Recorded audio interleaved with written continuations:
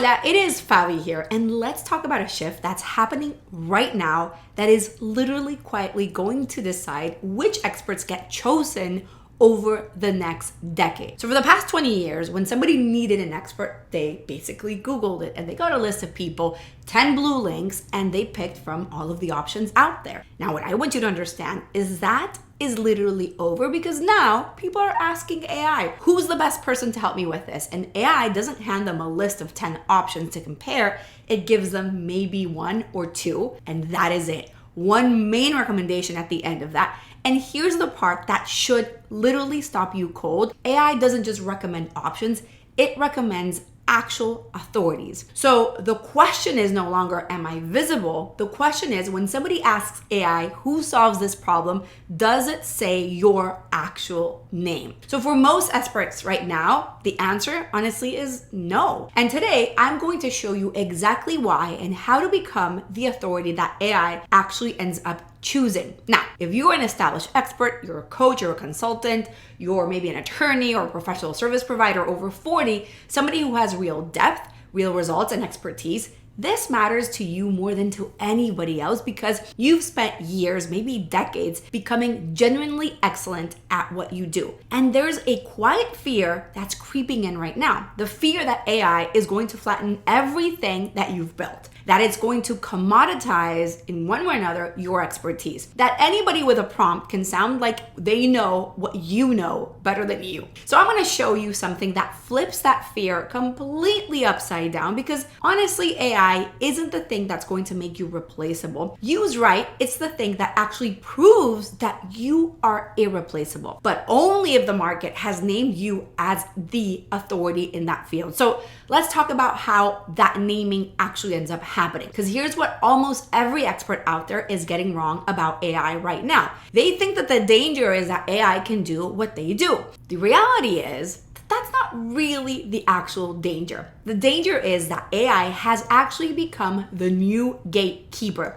It's the thing that's standing between your expertise and the person who literally needs it. And gatekeepers make choices. They decide who gets recommended and who gets skipped. So the real question of this decade isn't, can AI replace me? It's, will AI recommend me to my ideal clients? And the answer comes down to the one thing that most experts have actually never built. So let's start with what actually changed because it's bigger than what people even realize. Search engines gave you a list. The entire model was, here are your options, you go and compare, and you decide. That model rewarded visibility. If you showed up on the list, if you worked on your SEO, if you were active on your website, all the things, you had a shot. Be present, be ranked, and you got clicked. AI works in a very different way because when somebody asks AI a question, it doesn't say, hey, here are 10 experts, go and compare. What it does instead is that it synthesizes, it decides, and it returns with an answer. Oftentimes, it ends up being one recommendation or one authority, and the person it has defined is the answer. So here's why this is so much bigger, higher stakes actually than search ever was, because on a list of 10, being pretty good was fine. You could be option number 7 and still be found by somebody that was scrolling. But when AI is returning 1 or 2 answers, well, there's no option number 7. There's the authority that it's going to name, and then there's everybody else it did not even mention. So being good enough to make a list is no longer good enough. You have to be specific enough to actually be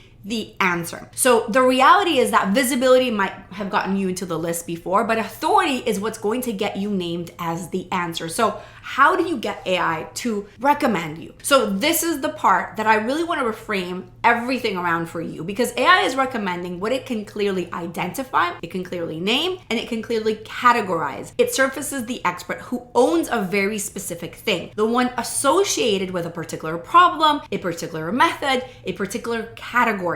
And it's going to skip past everything that sounds somewhat generic. So if your position, for example, as a coach who's going to help people grow or a consultant who helps businesses improve, you are literally invisible to AI, not because you're not good, but because there's nothing specific for it to grab onto. So in a way, you're describing a category that has thousands of people in it selling the same thing. And AI is not going to name you out of thousands of people when what you do really sounds the same. So think about, for example, like how citations work in a series piece of writing. When somebody is writing a research paper, they don't footnote, here's a person who studies psychology. They cite cite the very specific researcher who named the concept, the one who owns the idea. Ultimately, nobody's going to get cited for just being generally knowledgeable. You're going to get cited for something very, very specific. AI at its core is like a citation engine. It surfaces the nameable, the specific, and the ownable. So if there's nothing about you that's specifically, distinctly yours, there's nothing to cite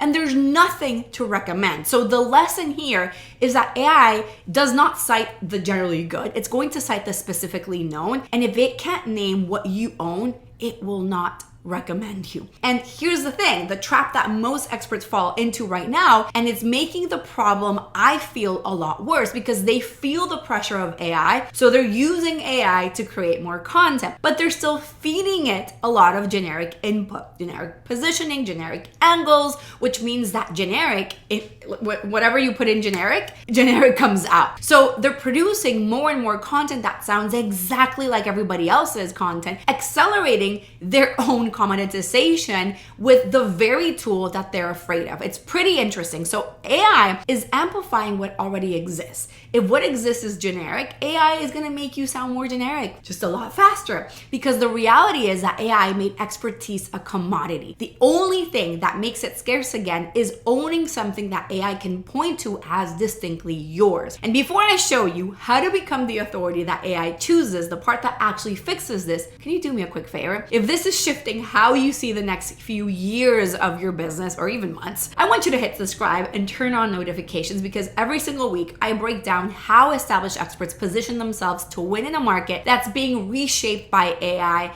and a lot of saturation. This is the conversation I find that almost nobody is having clearly, and you don't want to miss what's coming next for your own business. So make sure that you subscribe, tap the little bell, and let's get into how you actually become the answer. So how do you become the expert that AI names instead of the one that it skips? You have to own something very specific, a distinct intellectual position that the market and the machine can identify as yours. I call this your angle of mastery. This is not your credentials. This is not, I have 20 years of experience. AI can't recommend you for being experienced because so is everybody else. There's lots of people who have experience. There's lots of people who have credentials. And so that's not a distinct reason enough for them to be recommending you. Your angle of mastery instead is the very specific lens that you bring, the particular way you see and solve the problem that's distinct to you, the thing that you could put a name on and own. Because here's the truth, you can't be the answer to a question that you haven't even claimed. So think about what happens when a brand becomes the name of your entire category. You don't ask for a tissue,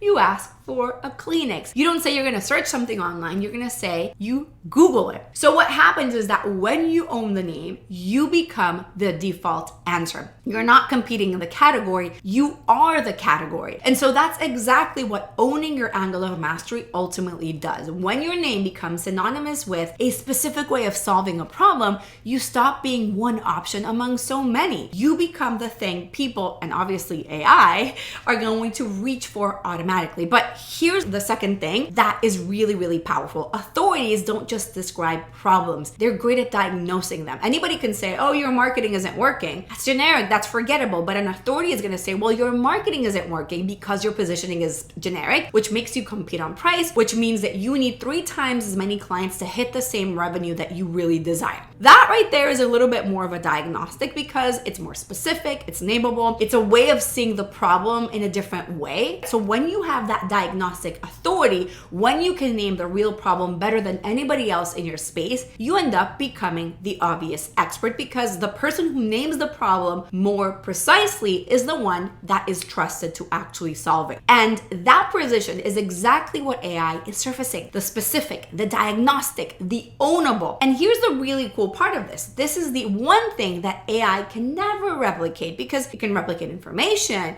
it can replicate generic frameworks, it can replicate anything that already exists in the world, right? From from a thousand different places, but it can't really replicate your specific lived human experience, your insight, the patterns that you've recognized over decades that nobody else has even named. That's not something that is in its training data because it didn't exist before you owned it and you created it. So when you own your angle of mastery, you do those two things at once. You become the authority that AI recommends, and then you become the expert that AI simply cannot replace. Ultimately, what that means is that you stop being threatened by AI and you become the thing that it points to. So here's the real question. So when somebody asks AI who solves the problem you solve, do you feel that your positioning is specific enough to be the name that comes up? I think that for most experts, that's not true just yet, and they can't see it themselves because they're too close to their own work to know what's actually generic and what's ownable. So that is exactly the work that I like to do on the 15-minute brand message assessment. What I want you to do is book this 15-minute call with me where what I'm going to do is I'm going to look at your actual brand messaging, how you're communicating, and I'm going to show you where your positioning is too generic for AI,